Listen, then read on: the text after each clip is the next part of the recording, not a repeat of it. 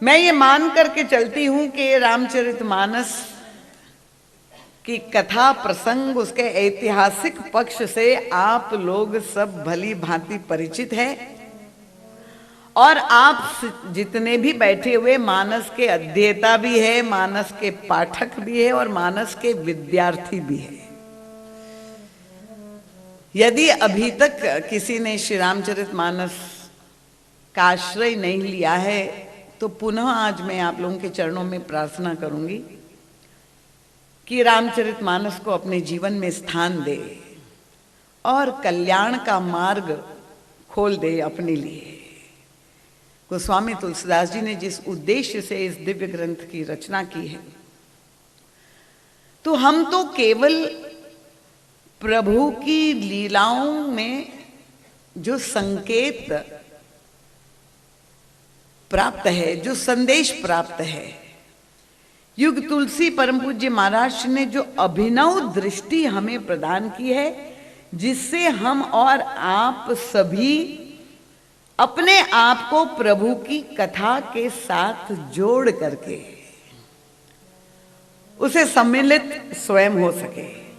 गोस्वामी तुलसीदास जी का यही वैशिष्ट्य है और यही कला उन्होंने हमें सिखाई है। तभी हम मानस का रस,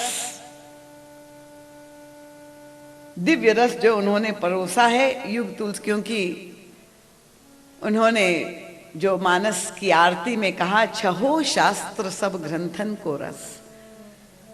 पूरे धर्म शास्त्र को पढ़ने, उसका अध्ययन करने का समय किसी के पास नहीं है और इसलिए गोस्वामी तुलसीदास जी ने इसी कलिकाल में ऐसे दिव्य ग्रंथ की रचना की, ऐसे रस का परिपाक प्रस्तुत किया जिसमें सारी शास्त्र संगत बात कहते हुए मानस को एक दर्पण के रूप में प्रस्तुत किया है।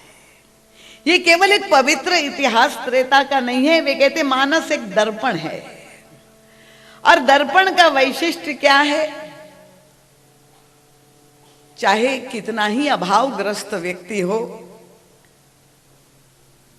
झोपड़ी में रहने वाला व्यक्ति, उसके भी घर में शीशा अवश्य होता है और प्रत्येक व्यक्ति दर्पण का प्रयोग करता है। और दर्पण का वैशिष्ट्य यही है कि जो भी उसका आश्रय लेगा, दर्पण उसको वर्तमान का ही दर्शन कराएगा।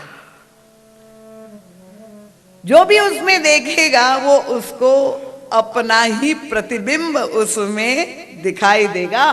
गोस्वामी तुलसीदास जी ने ये संकेत किया है कि मानस एक दर्पण है और इसलिए दर्पण में जब हम मानस का पाठ करें तो हमें अपने आप को खोजना है।